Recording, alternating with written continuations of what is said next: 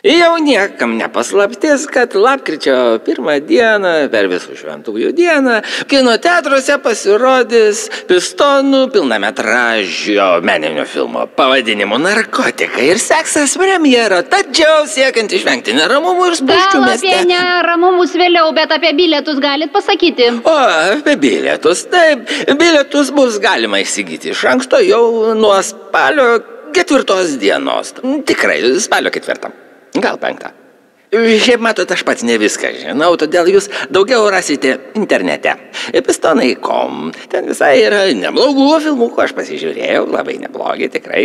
Apie Maksimą, pavyzdžiui, tas labai pamokantis. Žodžiu, palaikinkit jūs tą Pistonų Facebooką ir jūs palaikinat Dalai Lamą.